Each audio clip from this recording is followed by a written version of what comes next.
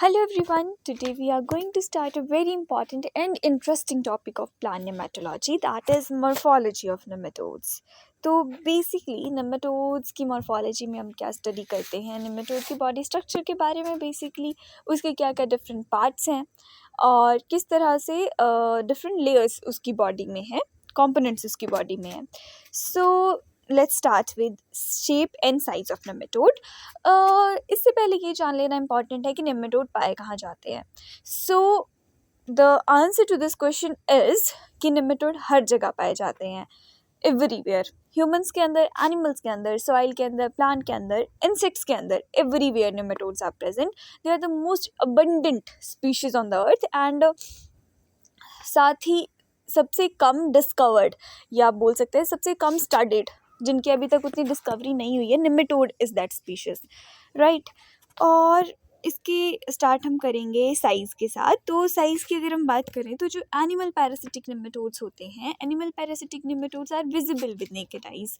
आपने कैटल्स के अंदर देखे होंगे, उनके फीसेस में एक बड़े बड़े से वर्म्स देखने को मिलते हैं, तो वो क्या है, वो नेमेटोड्स हैं. ह्यूमंस के अंदर भी होते हैं, स्पेशली किड्स के अंदर. Even it is said that 10 में से 3 ह्यूमंस के अंदर नेमेटोड्स होते हैं, उनकी इंटेस्टाइन में, उनकी गट में, राइट. तो ह्यूमन जो पैरासिटिक नेमेटोड है उसका एग्जांपल है एस्कैरिस लिम्ब्रिकोइड, जो कि 30 सेंटीमीटर तक लॉन्ग होता है, और ड्रैकेनकुलस मेडिनेंसिस ये 1 मीटर तक लॉन्ग होता है. इसके अलावा अगर बात करी जाए लार्जेस्ट नेमेटोड की, लार्जेस्ट नेमेटोड 8 मीटर तक लॉन्ग हो सकते हैं. और ये किसके अंदर पाए जाते हैं, जो कि सबसे बड़ा क्रिएचर है इस अर्थ पे, the well, the blue whale. तो उसके प्लेसेंटा के अंदर ये वो होते हैं, पैरासिटिक होते हैं, स्पर्म वेल के प्लेसेंटा के ऊपर, और इसका नाम है प्लेसेंटोनिमा गाइगेंटिजिमा. इसके बाद अगर बात की जाए फ्री लिविंग और प्लांट पैरासिटिक नेमेटोड्स की, तो वो जनरली स्मॉल होते हैं साइज़ में, नेकेड आई से हम उन्हें नहीं देख सकते हैं. अगर मैं शॉर्टेस्ट नेमेटोड की बात करूँ तो वो है ग्रिफेलिया माइन्यूटम, जो कि 82 माइक्रोमीटर तक स्मॉल होता है. ये शॉर्टेस्ट नेमेटोड है. और अगर मैं प्लांट्स के अंदर बात करूँ तो पैरालॉन्गिडोरस एपिमिक्सिस सबसे बड़ा नेमेटोड होता है, ये 1.2 सेंटीमीटर तक होता है.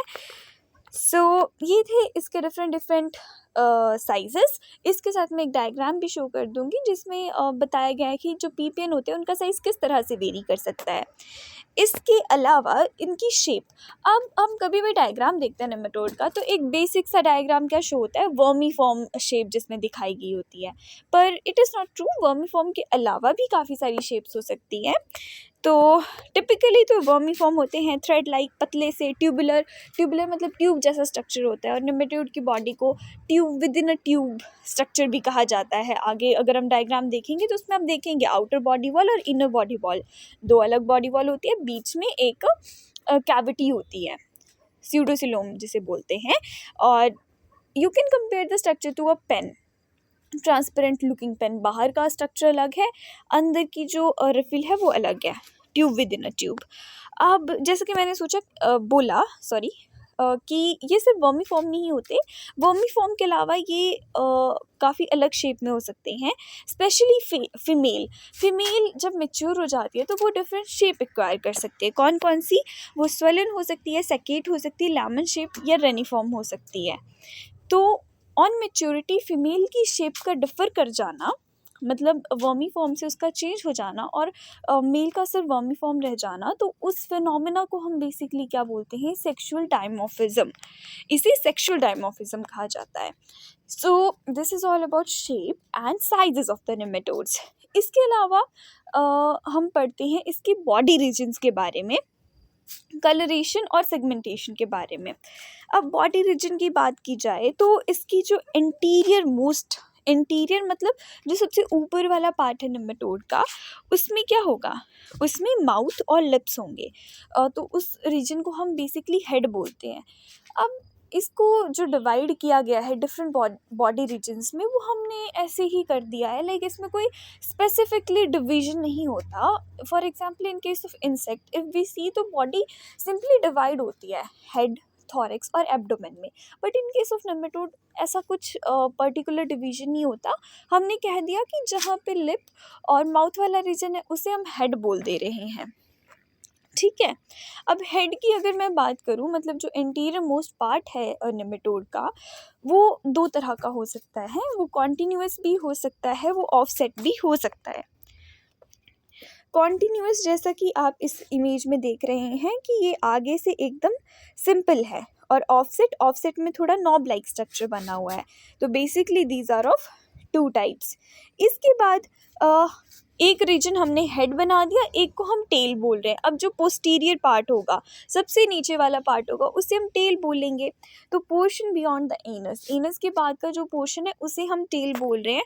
और टेल बेसिकली तीन तरह की हो सकती है। कौन कौन सी?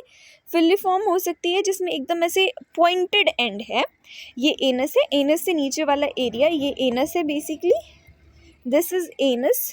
और इसके नीचे वाला एरिया जो है वो टेल है। कोनॉइड शेप में ये थोड़ा सा कम पॉइंटेड होगा, राउंड में ये जो है ये बिल्कुल राउंड है। ठीक है, तो हमने देख लिया हेड है, बॉडी रीजन्स में head is most one of the important part. Then इसके अलावा है ओपनिंग्स। जितनी भी ओपनिंग्स होती हैं नेमेटोड की, they are present on the ventral side. अब ओपनिंग बेसिकली कौन कौन सी ओपनिंग्स को यहाँ रेफर किया गया है? डाइजेस्टिव ओपनिंग जो कि एनस है, reproductive opening which is vulva and cloacal aperture. Vulva in case of female and in case of male it is called cloacal aperture. और एक्सक्रीटरी पोर, ये सारे कहाँ प्रेजेंट है? They all are present in ventral side of the nematode. Basically nematode की body में कौन कौन से साइड्स होती हैं? Ventral, dorsal and lateral sides, right. तो इसके अलावा नेमेटोड्स अपेंडेजेस लेस होते हैं, उनमें कोई मेटामेरिक सेगमेंटेशन नहीं होती है। मतलब बाहर से अगर हम डायग्राम देखेंगे तो ऐसा लगेगा कि नेमेटोड की बॉडी में सेगमेंटेशन है, बट जो सेगमेंटेशन है वो सिर्फ क्यूटिकल तक कन्फाइंड होती है, वो अंदर तक नहीं जाती है। तो इसलिए they are not segmented, don't confuse with this point. इसके अलावा दे आर कलरलेस। कई बार हमें जो नेमेटोड्स हैं उन दिखते हैं अलग अलग स्टेन में। वो क्यों दिखते हैं? क्योंकि उनकी बॉडी के अंदर जो फूड मटेरियल होता है उसकी वजह से उनको कोई कलर आ जाता है, but otherwise they are transparent and colourless. So ये हमने पढ़ा इनके कुछ इंपॉर्टेंट फीचर्स के बारे में और बॉडी रीजन्स के बारे में। अब बेसिकली अगर मैं बॉडी ऑर्गेनाइजेशन की बात करूँ तो ये tube with in a tube structure है। जैसा कि मैंने पहले भी डिस्कस किया, ये आप एक नॉर्मल ट्रांसपेरेंट जो सेलो का पेन होता है उसके साथ इसको कंपेयर करके देख सकते हैं। तो ये इसकी आउटर ट्यूब है बेसिकली, और ये जो अंदर है ये इनर ट्यूब है जो रेड कलर में है, और बीच में स्यूडोसिलोमिक फ्लूइड है, और इसे स्यूडोसिलोमिक कैविटी कहा जाता है। इस कैविटी के अंदर फ्लूइड है, और इस फ्लूइड के अंदर ही इनके काफ़ी सारे इंपॉर्टेंट सिस्टम जो हैं वो पाए जाते हैं। और ये जो अंदर वाली ट्यूब है, इनर ट्यूब है, this is the alimentary canal, right. So I have represented that this is स्यूडोसिलोम, this is स्यूडोसिलोम। और ये बेसिकली बॉडी वॉल के ऊपर, बॉडी वॉल मतलब ये जो बाहर की वॉल है इसके ऊपर प्रेशर एग्जर्ट करता है। बाहर की ऑब्वियसली जो बाहर की ट्यूब है वो वाइडर और लार्जर होगी, और जो अंदर की ट्यूब है वो थोड़ी नैरो और स्मॉल होगी, और इसे एलिमेंट्री कैनाल कहा जाता है। ठीक है, तो you can imagine the body structure of a nematode. इसके बाद जो ट्यूब है अगर मैं बोलूँ तो ये एंटीरियर एक्सट्रीमिटी, अगर ऊपर की बात करें तो नेमेटोड का स्ट्रक्चर कुछ इस तरह से है ना, ऐसा है नेमेटोड का स्ट्रक्चर। तो एंटीरियर एक्सट्रीमिटी की बात की जाए तो यहाँ पे ये माउथ और लिप रीजन में मिलेंगे, और अगर पोस्टीरियर की बात की जाए तो वो रेक्टम रीजन में मिलते हैं। ठीक है, इसके अलावा स्यूडोसिलोम के अंदर क्या क्या होता है? उसके अंदर रिप्रोडक्टिव सिस्टम, एक्सक्रीटरी सिस्टम और नर्वस सिस्टम होते हैं। तो ये जो है स्यूडोसिलोम जो है उसमें रेस्पिरेशन और सर्कुलेशन के लिए कोई स्पेशलाइज्ड ऑर्गन नहीं होता, बट दैट डजंट मीन कि इनके अंदर रेस्पिरेशन और सर्कुलेशन नहीं होगा। अब सर्कुलेशन में बेसिकली क्या होता है, इसके लिए कोई सिस्टम नहीं प्रेजेंट होता, बट जो स्यूडोसिलोमिक फ्लूइड है वो डायरेक्टली जो है सिस्टम को फ्लूइड प्रोवाइड कर रहा है, डायरेक्टली वो उसमें बात कर रहे होते हैं, तो सिस्टम की नीड नहीं होती है। और अगर मैं रेस्पिरेशन की बात करूँ तो रेस्पिरेशन किसकी हेल्प से? वो क्यूटिकल की हेल्प से हो रहा है। क्यूटिकल की हेल्प से they are doing exchange of gases, तो इसमें कोई स्पेशलाइज सिस्टम की नीड नहीं होती है। इसके बाद they bilateral symmetry. Now what is meant by bilateral symmetry and radial symmetry? Radial symmetry का मतलब बेसिकली होता है कि हम किसी भी हाफ से like if we talk about radial symmetry, मैं किसी भी हाफ से इस सर्कल को काटूंगी, इसके कितने इक्वल ही हिस्से होना है, चाहे मैं किसी भी हाफ से काट रही हूँ, right. But in case of humans, if we talk, humans का ये है बॉडी स्ट्रक्चर, ठीक है। तो ये हाथ, ये पैर है, ठीक है। अब इसको हम इस हाफ से काटेंगे तभी इनकी मिरर इमेजेस बनेंगी, अदरवाइज इनकी मिरर इमेजेस नहीं बनेंगी। तो इसे बायलेटरल सिमेट्री कहते हैं, इसे बायलेटरल सिमेट्री कहते हैं, इसे रेडियल सिमेट्री कहते हैं। तो निमेटोड्स के अंदर बायलेटरल सिमेट्री होती है कि अगर इसको डोर्सोवेंट्रल, इस प्लेन को क्या कहा जाता है, इस प्लेन को कहते हैं हम डोर्सोवेंट्रल plane.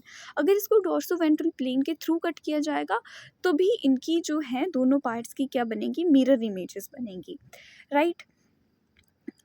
Now in next video we will discuss about outer body wall, and उसके बाद we will discuss about inner body wall, that is alimentary canal. So we will move slowly in the morphology of the nematodes.